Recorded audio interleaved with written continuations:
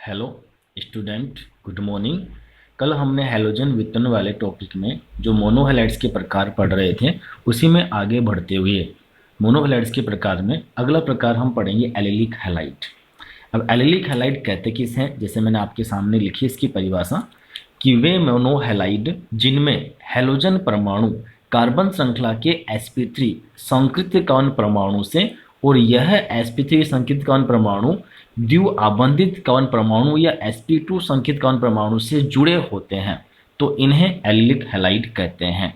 अब ये बात जैसे मैंने आपके सामने एग्जाम्पल बनाकर भी दिया है वो मैंने पूरा समझा दिया है कि क्लोरीन यहाँ पर CH2 जिसका संकरण sp3 है और यह जो sp3 संकेत कवन परमाणु है वह आपके द्विआबंधित कवन परमाणु या sp2 संकेत कवन परमाणु से जुड़ा हुआ है। अब जैसा कि आप 11वीं में पढ़ चुके हो कि कार्बन श्रृंखला में कार्बन का संकरण कैसे निकाला जाता है, उसकी मैं छोटी सी अलग ट्रिक आपको बताता हूँ कि इसको किस टाइप से हम निकाल सकते हैं। वैसे इसके बहुत से प्रकार हैं निकालने के, लेकिन इसको हम कैसे निकालेंगे। जैसे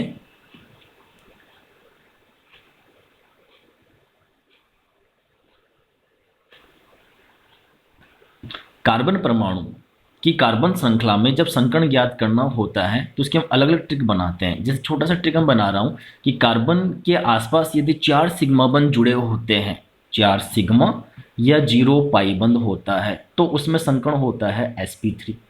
इसी प्रकार यदि उसके आसपास 3 सिग्मा और 1 पाई बंध होगा तो उसका संकरण होता है sp2, और ऐसे ही 2 सिग्मा और 2 पाई बंध हो तो उसका होता है संकरण sp। अब यहाँ पे मैंने दो बातें आपके सामने साथ साथ लिखी है, या तो होता है सिग्मा बंध या होगा 0 पाई बंध। तो या तो आप सिग्मा बंध को याद रखो या पाई बंध को याद रखो, तो उसका जो संकरण निकाला जा सकता है वो sp3 sp2। जैसे मैंने एक एग्जाम्पल आपके सामने दिया था कि यहाँ लिखा मैंने CH2 डबल बॉन्ड CH और यहाँ लिखा मैंने CH2 और साथ में इसके साथ सिंगल बॉन्ड और यहाँ पर ये Cl। तो इसमें ये जो कार्बन है उस कार्बन के आसपास आपके कितने सिग्मा दिखाई दे रहे हैं? 4 सिग्मा और 0 पाई बंध, तो इसका संकरण हो गया sp3।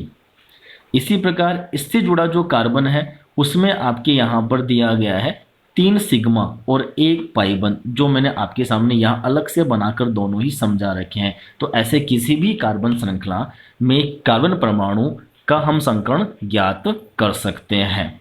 सभी के समझ में आए? यदि समझ में नहीं आए तो आप जैसे मेरे पर्सनल नंबर पर आप चैटिंग करके ये बात पूछ सकते हो। तो ये हमेशा फिर रिपीट करता हूं मैं कि कार्बन के आसपास यदि 4 सिग्मा होते हैं या 0 पाई बंध होता है तो संकरण sp3। यदि कार्बन के आसपास 3 सिग्मा 1 पाई बंध हो तो संकरण होगा sp2। इसी प्रकार यदि 2 सिग्मा और 2 पाई बंध हो तो संकरण होगा sp। अब इसके एग्जाम्पल में हम इसी को आगे बढ़ते हुए दोबारा उसी टॉपिक में हम आते हैं कि यहाँ जो मैंने आपके सामने एग्जाम्पल दिया था उस एग्जाम्पल में यहाँ जो मैंने एग्जाम्पल में आपके जो यह जो समूह होता है उस समूह को हम यहाँ पर कहते हैं एलील समूह। ये जो समूह आपके कहलाएगा वो कौन से समूह कहलाएगा? एलील समूह कहा जाता है। इस समूह को हम अलग से कहते हैं एलील समूह। अब ये जो एलिलिक जो समूह आपके दे रखा है उसमें यह जो कार्बन परमाणु होता है उसको कहा जाता है एलिलिक कार्बन।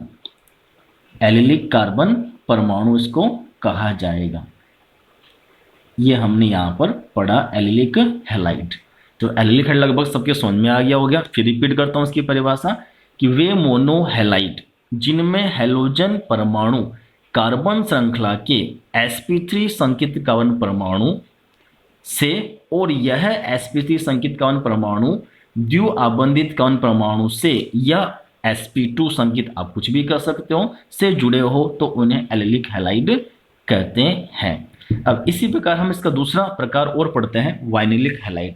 यह भी आपके बिल्कुल इसके जैसा ही है, बस थोड़ा सा अंतर यह है कि यहाँ पर हमने जो sp3 संकेत कवन परमाणु से हैलोजन को जोड़ा था उसको हटाकर हम सीधे ही द्विआबंधित कार्बन से जोड़ देते हैं। जैसे देखो, वे मोनोहैलाइड जिनमें हैलोजन परमाणु कार्बन श्रृंखला के द्विआबंधित कवन परमाणु से सीधे जुड़े हो तो इन्हें वाइनिलिक हैलाइड कहते हैं।